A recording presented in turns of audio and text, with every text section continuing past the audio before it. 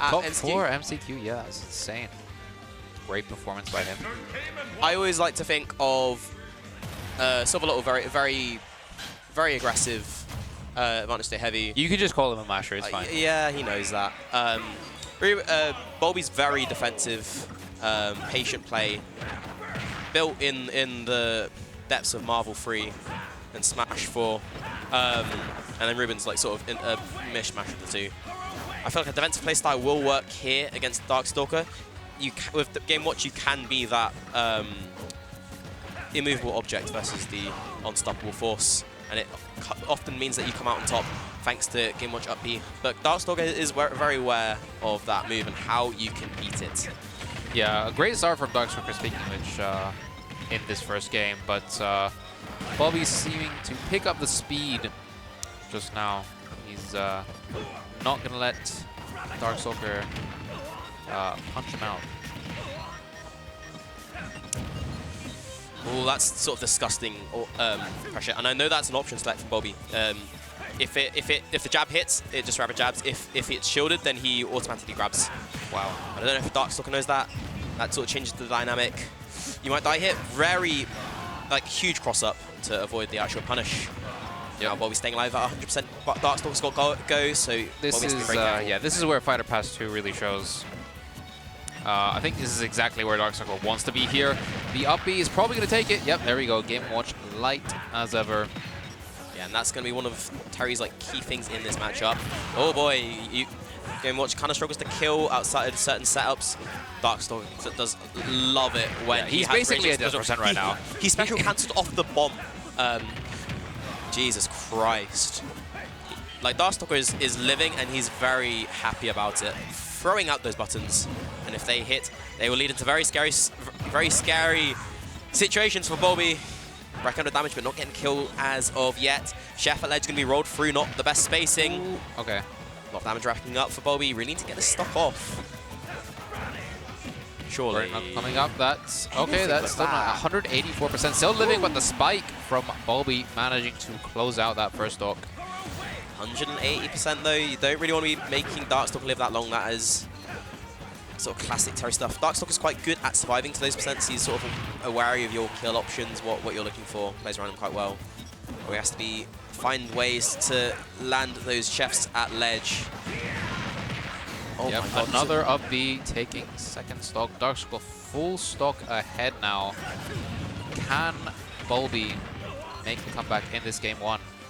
He's racking up some decent damage with those up airs, but he's got a mountain to climb if he wants to bring this back. Absolutely should be a good punish here. Up throw, or down throw into the up airs. A lot of damage racking up, but Darkstalker knows it's never going to kill. It just means that you get go here. Yeah, go anyway. Now being online. Oh dear, oh dear, oh dear. Why do I hear boss music? Yep, this is, unless Bulby can close out this stock immediately, Darkstalker's in a great position right here. Very good grab. Need the edge guard.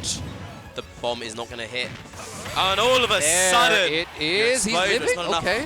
Then their Power Guys is not going to kill, but a lot of damage. Game Watchers don't often live past this percent for too long, especially when Darkstalker has a lot of kill options at his disposal. Up B's going to work. Yep, it is. That up B is so annoying, man. But Bulby is making very good use of it so far. Darkstalker scrapping to close this game. But Bulby not letting him have it so easily, as the saying goes at 8. Oh, I was about to say it, but never mind. Fat lady singing, man. The victory goes to Darkstalker in game one. 2 stock in a matchup which I know Darkstalker often likes to consider his Terry's worst matchup. But he's clearly labbed a lot out in this matchup, knows what he can do to play around up B, for example. Yeah, I was talking to him earlier. He said he just has to go in it with a positive mind, losing matchup or not. Can't let that get the best of you, which I think is very important in terms of mentality. But yeah, straight back to PS2 game number 2. Seeing a slightly different start, both players being a bit more careful. We did see Darkstalker being a bit more explosive game 1. But managing to find an opening with that crap shoot. Yeah, in that first game, it felt like Darkstalker had Bulby's number in those close quarter situations. And Bulby wasn't making Darkstalker slow down in the way that Game Watchers love to do. You kind of want to make the player flustered as you rack up damage. What tended to happen is the percent gets racked up, but Darkstalker doesn't really care because it just gives him rage, and he's playing these close quarter situations very well. When he hits a button on the shield, he's getting that 50-50 right about whether or not you special cancel. He's playing it so well, consistently getting hits when it touches shield, and that's so, like not expected against Game & Watch. So much damage coming out at the moment here, Afro. The edge guards coming out from Darkstalker. He is determined to take the stock right now. Another up B. I think that's the third one we've seen taking the stock. Yeah, Darkstalker now at his probably around the percent he wants to be in. A few more hits in and he gets go, meaning he can basically just take the stock in 20-30% if it all plays out to his wanting. For sure. See, now Darkstalker is consistently just winning that 50-50 I was talking about. Even though Bulby up B'd didn't actually hit. That is disgusting damage. This could be on that side B. A Game Watch at kill percent. Bulby's panicking a little. Ooh, okay. Good. I don't know if that was a spot dodge or whatever that was. That looked a bit weird. I suppose. No way! Out of nowhere. Bulby scratching his head, questioning what's going on. The range on that was just. Yeah, Darkstalker now living at 150%. Go online. Incredible amounts of rage. Bulby needs to be very careful, but there we go. Down air, managing to take the stock. Again, seeming to be in a similar situation as Game 1. Can Bulby sort of try and turn the tables to take this Game 2? It depends. That power dunk is... Ooh, okay. That was scary. Does convert off the bomb into the nair, but sometimes the bomb just gets invalidated by moves like crack shoot. Darkstalker is just sort of just dancing on Bulby. Nice power dunk off the platform there. Jesus. Can Bulby get this edge guard here? Got to force Darkstalker to the ledge because it's just damage from these up airs. Up B's going to work, but not insane reward. And you're going to... Side B, that power dunk is not going to take it, actually. Darkstalker waiting patiently at ledge. Bulby getting back into center stage. Back throw there, not quite going to kill at this percent, but now, let's see.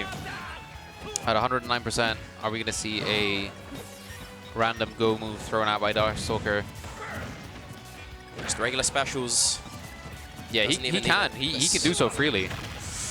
That is scary. And the down smash not connecting with power dunk, though. Taking the second game of this best of 5 set. That is that the second 2-stock or? Yeah. Yeah, wow. Double 2-stock. Darkstalker's playing this very well. Yeah, very confident.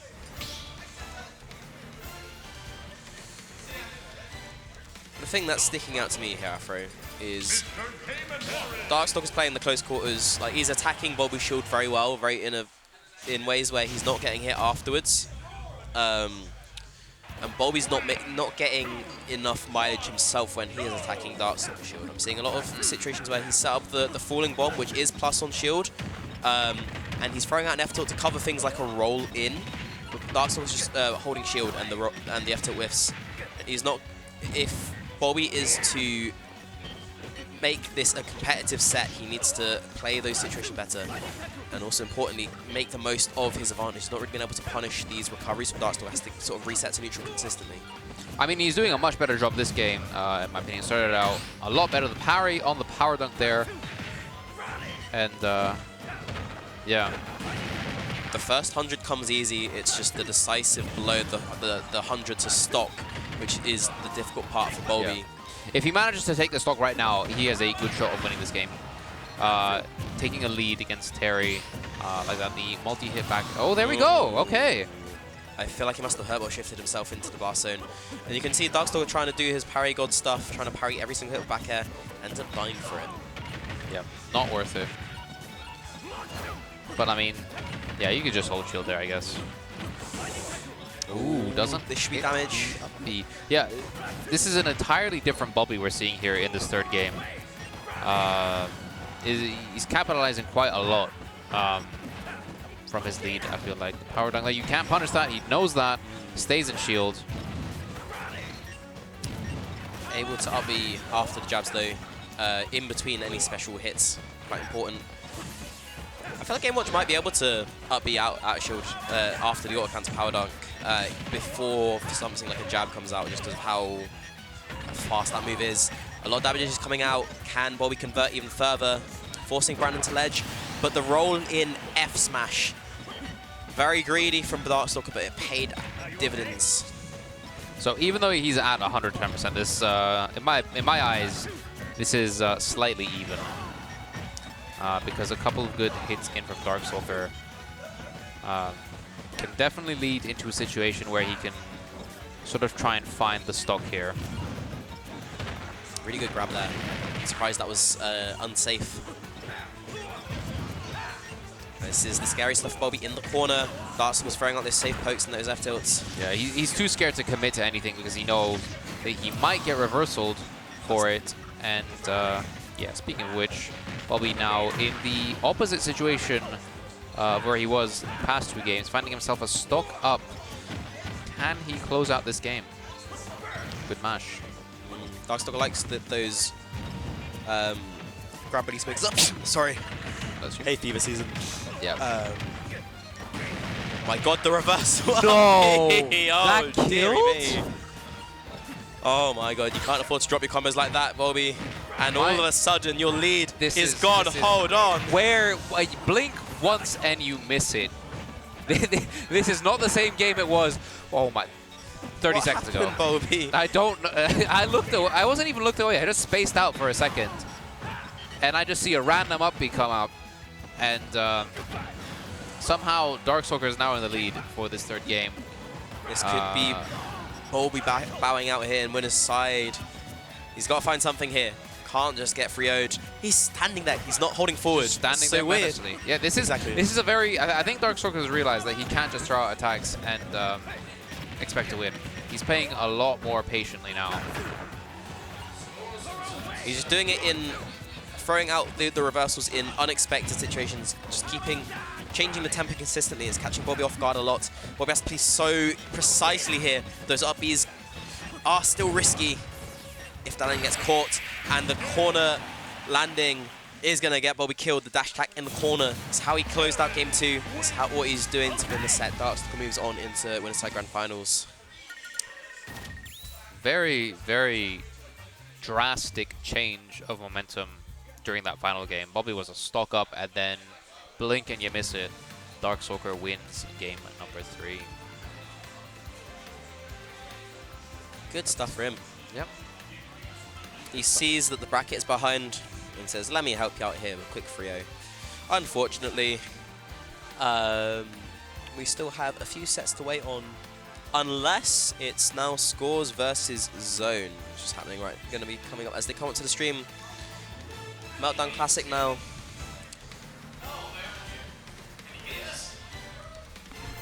What was that? No.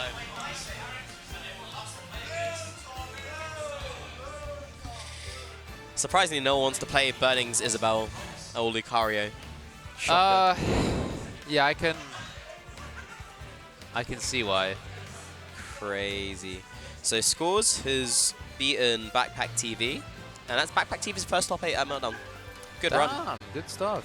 Beat Nyapakapau, beat Gidra, beat Kodiak. Beat Kodiak at his first MD. That's kind of peak. That is good stuff. 3-0.